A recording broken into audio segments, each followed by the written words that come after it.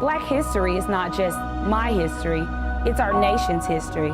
Join me as we reflect back on some of our most prominent leaders.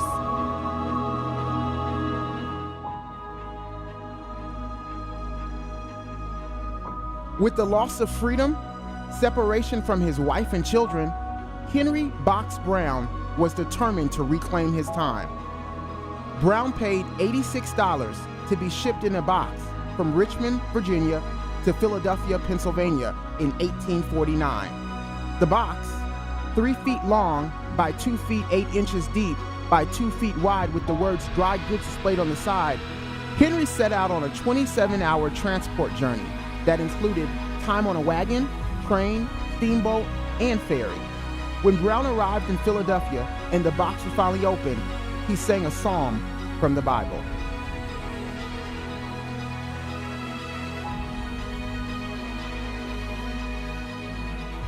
Born in Atlanta, Texas, on January 26, 1892, Bessie Coleman soared the sky as the first African-American and the first Native American woman pilot. Known for performing flying tricks, Bessie Coleman's nicknames were Brave Bessie, Queen Bess, and the only race aviatrix in the world. Coleman was accepted to the Caldrons Brothers School of Aviation in France.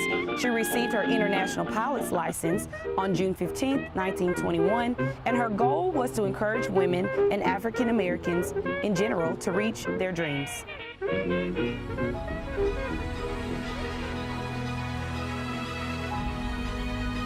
A pioneering African-American medical researcher, Dr. Charles R. Drew made groundbreaking discoveries in the storage and processing of blood for transfusions.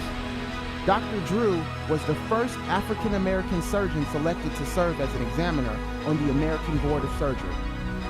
In 1940, Dr. Drew was asked to head up a special medical effort known as Blood for Britain. The Blood for Britain project was established to aid British soldiers and civilians by giving U.S. blood to the United Kingdom during World War II. Over 15,000 people donated blood, and out of this work by Dr. Drew came the American Red Cross Blood Bank.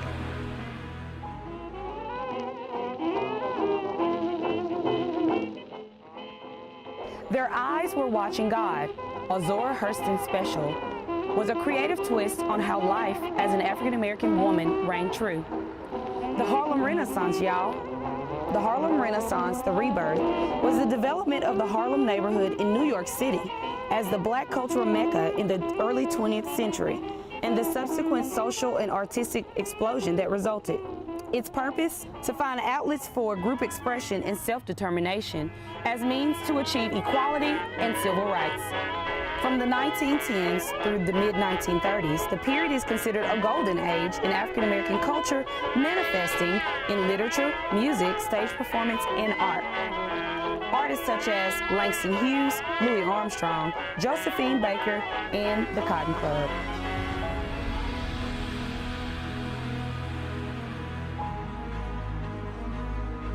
Dr. Cornel West is an American philosopher, professor, author, and activist. A graduate of Harvard, West enrolled at Princeton University, where he received a doctorate of philosophy, becoming the first African American to graduate from Princeton with a philosophy degree. Currently, professor of practice of public philosophy at Harvard University and professor emeritus at Princeton University, Dr. West has written 20 books and has edited 13.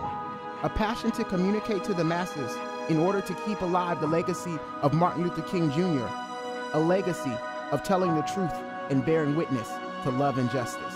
Dr. Cornel West regularly appears on CNN, Fox News, MSNBC, and PBS.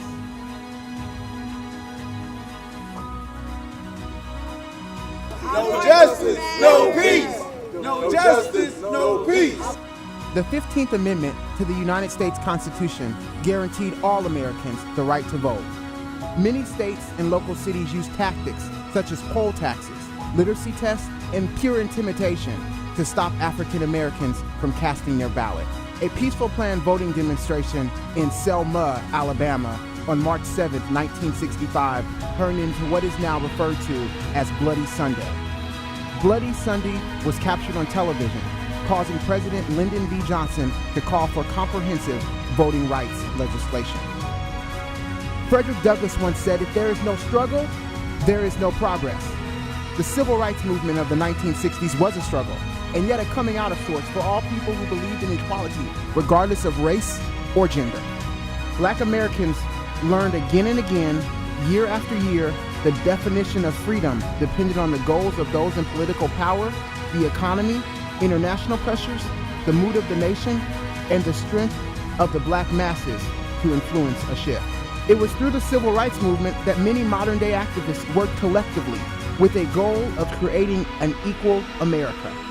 Progress came on Friday, August 6, 1965, when President Johnson signed the Voting Rights Act into law. African Americans continue to make lasting impacts in the area of business, politics, entertainment, sports, and social justice. On November 3, 2008, rapper Jay-Z spoke to a crowd of over 10,000 saying, Rosa Parks sat so Martin Luther King could walk. Martin Luther King walked so Obama could run.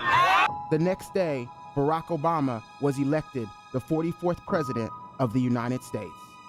Our history is shaped by people that are not afraid to evolve, stand up, and speak out for the better good of their communities, country, and world.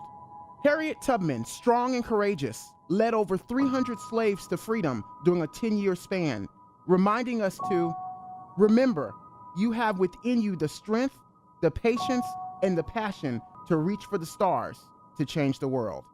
Yes, our starts may be rocky, but our victory comes at the finish.